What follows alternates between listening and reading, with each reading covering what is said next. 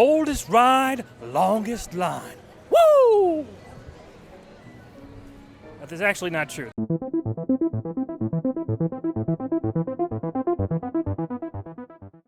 E.T. Adventure is a longtime favorite among Universal Florida's frequent attendants. It's the only ride left that opened with the park in 1990, and its legacy has continued on past the closing of other signature attractions like Jaws, Back to the Future, and even other E.T. adventures in California and Japan. What about this experience is so magical for fans and has kept them coming back for well over 3 decades? Is it one of my personal favorites? Grab a bag of Reese's Pieces and let's take a look at the importance and some of the history of E.T.'s last remaining dark ride.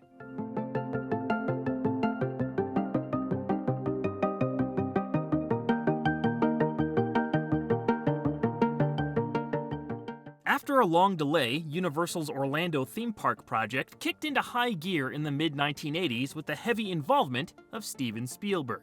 Jaws and Back to the Future the Ride were in development when plans for an E.T. attraction came up. Spielberg worked with his college roommate and former Disney Imagineer Peter Alexander on laying out what the E.T. ride would entail. They decided to base some of the story elements on William Kotzwinkle's 1985 sequel novel called E.T. The Book of the Green Planet. E.T.'s mentor and teacher, Botanicus, jumped from the page to a character featured in the attraction. The homeworld of the titular alien, simply known as the Green Planet, became a centerpiece for a large portion of the ride. E.T. Adventure was shaping up to be one of the only more family-friendly experiences at Universal Studios Florida. This was done on purpose. The goal was to have it act as their version of a Pirates of the Caribbean or It's a Small World. Universal succeeded in their goal. Upon the grand opening of the Orlando location in 1990, E.T. Adventure became a hit with guests, but things were set up a little bit differently in the early days. At first, the attraction was framed as a movie shoot, with riders acting as the stars of recreated scenes inspired by the 1982 film. Steven Spielberg still had a pre-show video in that era, but it centered around informing guests that they were about to partake in a Hollywood production. E.T. also popped in to tell his friends to be good. Actors, that is. The queue was set up like a soundstage, as Universal was leaning hard into their Ride the Movies campaign back then. The ride vehicles were in the shape of bicycles from day one, but they also had an option to go through the attraction in a spaceship. Most guests wanted to ride the bikes, like in the movie, and the spaceships were fairly quickly removed. A few years later, Universal switched the theming to more of an active scenario. Spielberg shot a new intro explaining that guests had to help E.T. get home so he could save his planet from dying. The first interior room of the queue was changed from a soundstage to a more general observance of the film's legacy, featuring production stills on the wall. The opening video was changed again for the film's 20th anniversary in 2002, and that's how it's remained to this day. There are some rumors out there as to why E.T. has stuck around when basically no other Florida attraction of the same age has done the same. The main one is that Steven Spielberg has a contract clause that states if Universal decided to remove E.T., he'd retaliate by getting to axe other rides based on his films. Obviously, Jurassic Park holds a huge influence over Islands of Adventure, so that would be a costly decision for the studio. Reportedly, Spielberg was upset about his Jaws attraction shutting down in 2012, and this was his reaction. From the research I've done, it's an unlikely situation. Maybe Spielberg is partially responsible for keeping E.T. in business, but there's no hard evidence pointing to the contract rumor being true.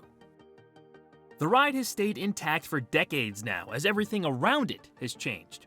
When it first opened, the attraction was part of the Expo Center area. Then, in 1999, Woody Woodpecker's Kid Zone took over. A quarter century after that, the surrounding region was rethemed to Hollywood. Universal Hollywood had its version debut in 1991, but had it replaced in 2003. Universal Studios Japan launched theirs in 2001, but it was taken apart by 2009. Since Orlando's is the oldest and final attraction of its kind, frequent riders are keen on seeing it remain open. It's achieved a legendary status at the park. So far, the studio has taken good care of this particular adventure. The ride was even refurbished in 2017. My last trip out there was the second time I've had the opportunity to mount that bike and take flight. So, in my opinion, is this classic really worth preserving after over 35 years?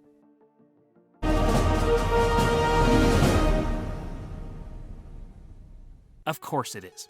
You start out by walking into the outer queue. A few rows of railings separate a pathway that stretches far back, but I wonder when the last time people had to stand there was. Waiting to enter the main building, you can see E.T. posters, a design on the ceiling, and other promotional art above the doors.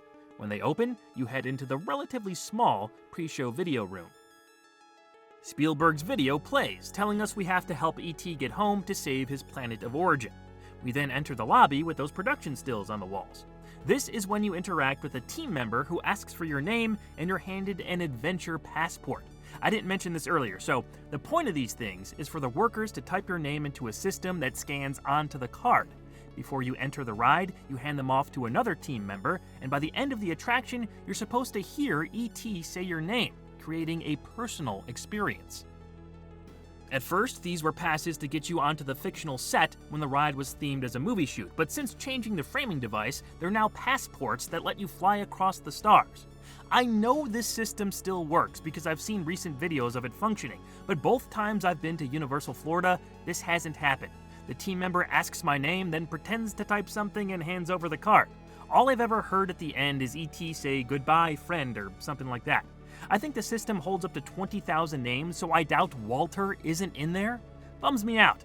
At the end of the day, it's a small complaint, I suppose. Everyone steps into the forest part of the queue next, and I'll fully admit, I love it in there. I could spend an entire afternoon just hanging out. We were moving pretty quickly because the line was short, but I should have probably just hung back a little bit to absorb the ambience. This is where the speak and spell from the movie and animatronics like Botanicus are featured before you get on the ride. When you finally load up on your bike and take off, it's the best. You move slowly and are able to take everything in. It's just the perfect pace. I love all those animatronics too. I don't care how dated some of them look. You move with E.T. through the forest, dodging authorities until the little alien rises in the basket in front of you and the bikes start flying. Excellent moment that pushes the ride into its next gear. The original score for the attraction was composed by John Williams himself, and his music adds much to this portion. The miniature city you then fly over is so impressive. It's the best part of the ride. The moon, ocean, hundreds of little cars, thousands of mini buildings, and the stars above create the ideal moment most people would want in an E.T. ride. We fly further into the stars and through an intergalactic gateway to end up in our main character's home world. We see some of the devastation on the green planet before Botanicus appears to tell E.T. to hurry. Only his healing touch can save them, as we see it spread along the walls. Then the ride turns into It's a Small World. Don't get me wrong, I really enjoy that ride. Maybe I'm one of the few who could stand the song, but the overall influence on E.T. is pretty clear. This is just somehow trippier. The green planet comes back to life with bright colors and happy aliens dancing for joy as the Yub Nub version of the E.T. theme blares. Maybe some of these looks were taken from the David Weisner illustrations in the Book of the Green Planet, but the ride designer, Peter Alexander, modeled most of what we see here after his experiences exploring Californian coral reefs as a kid. At the end of this jubilant celebration, E.T. says his goodbyes to us, supposedly by name. We see one last constellation of the film's famous Creation of Adam tribute before exiting our bikes. On the way out, we walk through E.T.'s photo spot, with plenty of different kinds of merch for purchase. There is some cool stuff in there, and it's good to see little kids still walking around with E.T. shirts or plushies. You can also take your picture with two E.T. figures, one on a bicycle against the green screen, and the other in the kid's closet from the film. You know, I talked about how the Mummy ride was kind of my favorite roller coaster ride. This is maybe my favorite attraction featured ride in general. It's definitely the most Disney-rific attraction here at Universal Studios. It sort of reminds me of Peter Pan's Flight from Disneyland. That's another dark ride where you're suspended above a city and you see like a miniature version of it as you fly over it. There's something about this one though that just is very relaxing. There's like a smell inside that really puts you at ease, and I really enjoyed it. It really just kind of sets your mood back after walking around and being so stressed out all day. We've been shooting stuff all day, and I'm pretty tired. But going on that ride just kind of like made me ease back and think everything's going to be okay. We just saved E.T. I would like to do it again, so I'm going to do that now. I hope they never close E.T. Adventure. It should stand for as long as Universal Studios Florida is open. The attraction is both a time capsule of what was and a beacon to the childhood inside all of us.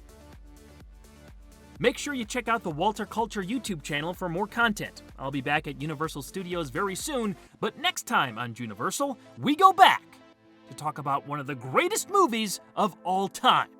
It's gonna be heavy. Until then, I'm gonna phone home.